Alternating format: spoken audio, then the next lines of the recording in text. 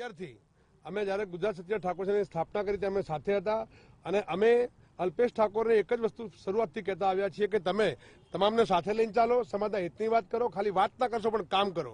આજે અલ્પેશ ઠાકોર સરમુક્તશાહી ચલાવે છે અને માત્ર ને માત્ર એ જ નિર્ણય લે છે, સમાજની અંદર કોઈને પૂછતા નથી, કોઈ હોદ્દેદારોને પૂછતા નથી. અને 2017ની અંદર જે કોંગ્રેસમાં જવાનો જે નિર્ણય હતો એમના જે સિલેક્ટેડ માણસો દ્વારા એમણે હા પડાવડાવી, બધાને હાથ ઊંચા કરાવડાવ્યા, તાલીઓ પડાવડાવી અને માત્ર ને માત્ર અલ્પેશ ઠાકોરે રાહુલ ગાંધી જોડે જઈ અને એમને જે કંઈ કમિટમેન્ટ કર્યું હોય તે એની અંદર સમાજને ખૂબ જ નુકસાન મોટું ગયું છે. જે હોદ્દેદારો જે જાહેરાત કરી એમાં લગભગ કોંગ્રેસ સેના છે, ઠાકોર સમાજ કે ઠાકોર સેના નથી.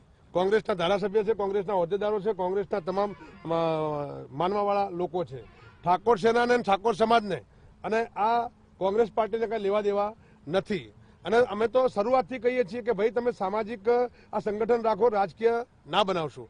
ઠાકોર સમાજ માટે અમે એક જ પહેલા સંગઠન બનાવશું વ્યવસ્થિત અને સારા સારા માણસો જે ગુજરાતની અંદર અલ્પેશ ઠાકોર સરમુક્તશાહી ચલાવે છે અને ગુજરાતના ઠાકોરોમાં ઘણા આગેવાનો સારા છે, સમજુ છે અને સમાજનું હિત કરે એવા છે, પણ રાજકીય મંશાના કારણે આ લોકો આવા સારા માણસોને આગળ આવવા દેતા નથી. એન કેન રીતે જે સારા માણસો જે હોય છે એ લોકોને દબાવવાના પ્રયત્ન કરે છે અને સમાજની સાથે ખોટી વાતો કરી અને સાચા માણસોને ખોટા કરવાના